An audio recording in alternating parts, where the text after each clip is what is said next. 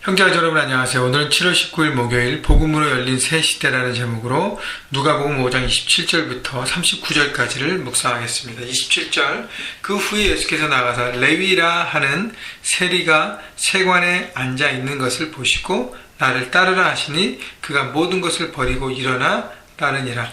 자, 레위라는 세리를 부르신 예수님의 모습을 우리는 볼 수 있습니다.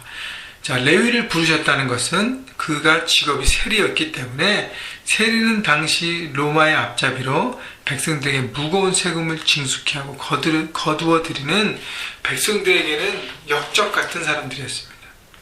그렇기 때문에 세리가 주님의 자녀가 되고 주님의 제자가 된다는 것은 엄청난 일인 것이죠. 그러나 하나님이 선택하는 기준은 세상의 기준과 틀리다는 것입니다. 그래서 레위에게 하나님의 은혜를 베푸는 것이죠.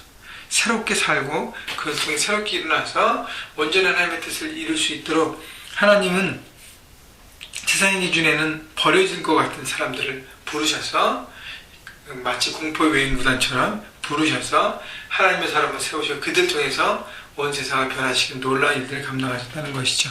여러분, 레위 같은 세리를 부르셨다는 것이 하나님의 은혜이기 때문에 동일하게요. 하나님 우리 같은 사람도 부르셨습니다. 저를 바라볼 때도 하나님이 나 같은 사람도 부르셨구나.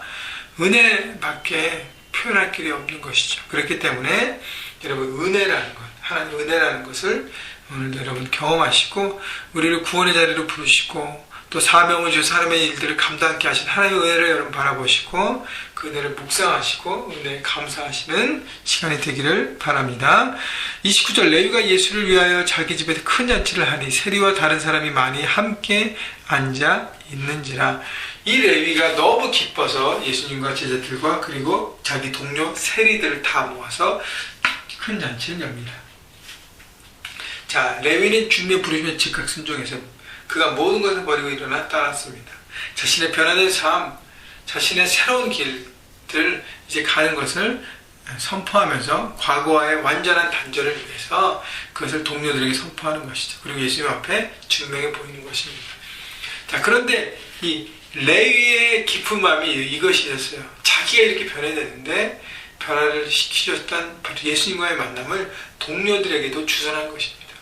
동료들에게도 이렇게 새로운 삶으로 나아가라고 이렇게 권면하는 것이죠.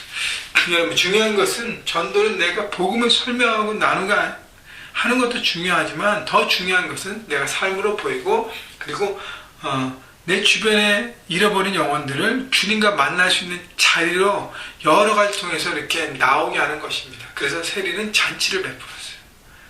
레위는 잔치를 베풀었습니다. 여러분은 어떤 형태든지 그들과의 만남을 통해서 계속적으로 이렇게 좋은 관계, 좋은 친구의 관계를 갖고 좋은 동료, 좋은 이웃이 되어서 자연스럽게 주님 앞에 나올 수 있는 자리로 만드시는 것. 그것이 바로 복음을 먼저 받은 사람이 해야 될 나눔의 의무라는 것입니다. 30절 바리새인과 그들의 서기관들이 그 제자들을 비방하여 이르되 너희가 어찌하여 세리와 죄인과 함께 먹고 마시느냐.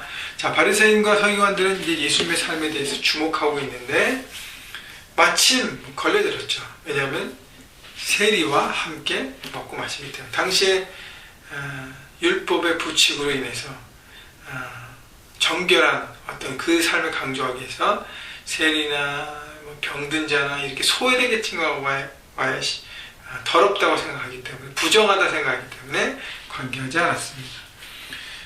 자, 그것을 바리새인과 서기관들은 지목한 것이죠. 그때 31절 예수님이 대답해 보십시오. 예수님께서 대답하여 이르시되 건강한 자에게는 의사가 쓸데없고 병든 자에게라 쓸데있나니 내가 의인을 부르러 온 것이 아니라 죄인을 불러 회개시키려 왔노라. 예수님은 자신의 사명을 집중적으로 설명하십니다. 죄인을 부르러 왔다는 것. 소외된 사람들을 먼저 부르시고 그들에게 은혜를 부어주시고 복음을 주시고 하나님의 새로운 삶을 설 수 있도록 길을 열어주신 것입니다. 그렇기 때문에 바리새인과 서기관은 율법이라는 형식에만 붙여 있고 예수님은 그것을 깨야 된다고 말씀하시고 율법의 원래 정신, 한 영혼, 한 사람 거기에 집중해야 된다. 그것이 누구든지 다 오픈되어 있다는 것을 말씀하십니다. 33절 그들이 예수께 말하되 요한의 제자는 자주 금식하며 기도하고 바리새인의 제자들도 또한 그리하되 당신의 제자들은 먹고 마시나이다. 왜 먹고 마시고 왜 교제하는지의 의미를 생각하지 않았습니다. 주관적으로 자신의 형식, 금식하고 기도하는 것이 중요하지 않습니까? 금식과 기도를 왜 하는지도 깨달아야죠. 그때 예수님이 대답하시기 34절 그들에게 이르시되 손님집 손님들이 신랑과 함께 있을 때에 너희가 손님으로 금식하게 할 수 있느냐. 그러나 그날에 이르러 그들이 신랑을 빼앗기리니 그날에는 금식할 것이요. 예수님께서는 다 때가 있다는 것이죠. 지금 본인 예수님 인자와 함께 하기 때문에 지금은 함께 누리고 함께 교제할 때고 예수님께서 십자가 달리시고 고난받으시고 죽으시고 그리고 이곳을 떠나실 때는 이제는 사명을 붙고 살아야 되기 때문에 금식하며 기도할 때가 있다는 것입니다. 그렇기 때문에 우리의 삶에도 마찬가지예요. 먹고 마시고 함께 교제하는 축제의 시간이 필요하고 또 함께 금식하며 기도하며 고난 가운데 함께 중보하고 함께 그런 시간들이 필요한 것입니다. 36절 또 비유하여 이르시되 새 옷에서 한 조각을 찢어 낡은 옷에 붙이는 자가 없나니 만일 그렇게 하면 새 옷을 찢을 뿐이요 또 새 옷에서 찢은 조각이 낡은 것에 어울리지 아니하리니 예수님께서 비유로 말씀하십니다. 바로 예수님의 오시면 복된 소식, 복음이기 때문에 이전의 삶의 방식으로는 형식에 매여서는 살 수 없다는 것이죠. 율법이라는 옛날의 그릇을 거기에 예수님의 복음을 담을 수 없다는 것입니다. 그릇을 바꿔야 된다는 것이죠. 새로운 그릇은 바로 죄 용서받는 은혜의 그릇으로 바꿔야 그것에서 기뻐하는 삶을 살 수 있다고 주님 말씀하신 것입니다. 그래서 38절 새 포도주는 새 부대에 넣을 것이라. 새 포도주를 널 낡은 가죽 부대라면 가죽 부대가 찢어져서 결국은 포도주도 부대도 다 망하게 되지 않습니까? 결국 은혜의 시대, 복음의 생명으로 회복돼야 함을 주님과 함께 함의 능력으로 살아가야 함을 예수님은 선포하신 것입니다. 그렇기 때문에 지금 은혜의 시대라는 것이죠. 더 이상 율법의 어떤 형식에 매여 있는 것이 아니라 생명력 있는 은혜의 시대 속에서 새로운 주님의 복음을 들고 새롭게 대해서 변화된 삶을 살아야 하는 것이죠. 그래서 은혜라고 하기 때문에 자유만 누리고 기쁨만 누리는 것이 아니라 거기에 합당한 삶을 우리에게 또 주님은 요구하십니다. 그렇기 때문에 먼저는 새롭게 주님의 복음을 가지고 살아가는 마음이 필요하고 율법 형식이 아니라 율법의 정신을 가지고 한 영혼 한 영혼을 세우고 그들을 온전히 세우는 복음의 생명력을 우리가 더 붙들어야 할 것입니다. 여러분 주님께서 레위라는 세리를 부르셔서 하나님의 사람으로 쓰셨습니다. 주님께서 못 쓰실 사람이 없어요. 여러분 모두가 주님께서 쓰여진 사람으로 오늘도 우리의 마음과 우리의 중심을 들여서 하나님 나라에 함께 동행하시는 여러분 모두가 되시기를 주님의 이름으로 축원합니다.